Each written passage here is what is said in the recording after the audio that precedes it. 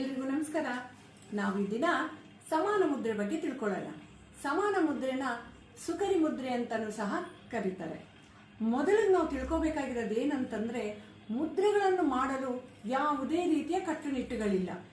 ಆಸನಗಳಾಗಲಿ ಮಂತ್ರಗಳಾಗಲಿ ಇಂತಹುದೇ ದಿಕ್ಕಿನಲ್ಲಿ ತಿರುಗಿಸಿ ಮಾಡಬೇಕೆಂಬ ನಿಯಮಗಳೇನೂ ಇಲ್ಲ. ನಮ್ಮ ಕೈ ಬೆರಳುಗಳಲ್ಲಿಯೇ ಪಂಚತತ್ವಗಳಿವೆ. ಅದು ಯಾವುದಪ್ಪ ಅಂತಂದ್ರೆ ಅಗ್ನಿ, ವಾಯು, ಆಕಾಶ, ಪೃಥ್ವಿ, ಜಲ.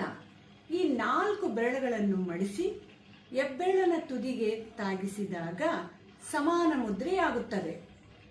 ಹೀಗೆ ಈ ಮುದ್ರೆ ಮಾಡಿದಾಗ 5 ತತ್ವಗಳಾದ ಅಗ್ನಿ, ವಾಯು, ಆಕಾಶ, ಪೃಥ್ವಿ, ಜಲ ಎಲ್ಲವೂ ಒಂದು ಕಡೆ ಸೇರಿ ಸಮತೋಲನ ಮಾಡಿ ಶಕ್ತಿ ಹೆಚ್ಚಾಗುತ್ತದೆ.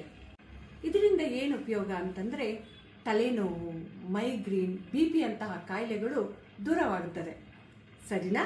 ಹಾಗಾದ್ರೆ ಮುಂದಿನ ವಿಡಿಯೋದಲ್ಲಿ ಸಿಗೋಣವಾ?